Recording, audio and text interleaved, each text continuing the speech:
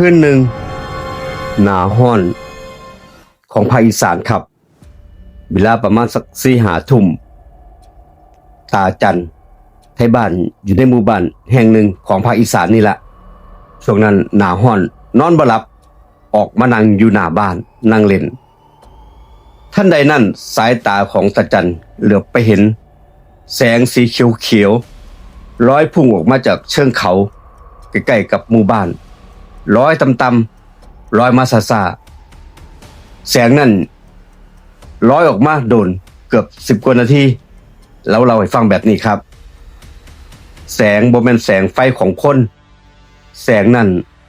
ลอยมาต่ำๆแล้วก็หายไปตาจันนั่งนิ่งครับคนลุกตั้งแต่ต้นคอถึงสันหลังเลยทีเดียวเราพึมพำว่าคงสิบ่มีอีหยังดอกเราเว้าแบบนี้ครับแต่ใจแล้วเราก็ขนลุกเลยทีเดียวเวลาล่วงเลยผ่านไปอีกคืนนึงคนในหมู่บ้านนี่ล่ะเห็นแสงคือกันแสงสีเขียวๆอยู่บริเวณจุดเดิมใกล้เคียงกันแสงแบบเดียวกันลอยออกมาแล้วก็หายไปข่าวลือเริ่มกระจายไปทั้งหมู่บ้านคนหนุ่มคนสาวผู้เฒ่าผู้แก่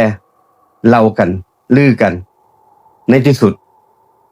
ทุกคนทนบ่ไหวไปเบิ่งกันหน้าหม่องนี่มันเกิดอีหยังขึ้น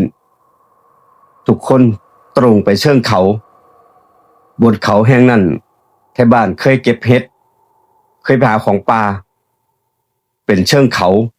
มีถ้ำมากมายพวกเขาพบร่องรอยทางยางของคนทำความสะอาดยางเขายังออกผิดปกติครับเหมือนมีคนยางเขายังออกอยู่ทุกมือและก่อนหน้านั้นแถวบ้านนึกขึ้นได้ว่ามีพระธุดงค์รูปหนึ่งมาบิณฑบาตในหมู่บ้านนี่แหละมาบ่อยบางทีกับ2 มื้อ 3 มื้อมาทีถามท่านก็บ่ตอบท่านมองไปแค่บนภูเขามองแบบเงียบๆนิ่งๆแววตาลึกๆสุดท้ายแล้วแถวบ้านก็พบถ้ำแห่งหนึ่งในถ้ำนั้นมีร่างของพระธุดงค์นั่งขัดสมาธิอยู่ในท่าภาวนาร่างกายเหี่ยวแห้งผ้าจีวรนี่ติดเนื้อศพบ่เน่าบ่เปื่อยครับเหมือนกับว่าท่านนี่ละสังขารไปโดนแล้วพระรูปนั้นได้ละสังขารไปโดนแล้วจากคำสันนิษฐานของไทยบ้านเหลือเพียงจีวรแล้วก็ร่างกายที่เนื้อที่ห่อกระดูกไทยบ้านก็จัดการนำร่างกลับลงมาในหมู่บ้านอันนี้ก็เป็นเรื่องเล่าเป็นเรื่องจริงที่ลุงดมนำมาเล่าบ่แม่นเป็นเรื่องของคนธรรมดาแต่เป็นเรื่องของพระธุดงค์ครับฝากทุกท่านปักคอมเมนต์มาใต้วิดีโอนี้คลิปนี้แสดงความคิดเห็นนำกันเราโดยลุงดมเล่าเรื่องผี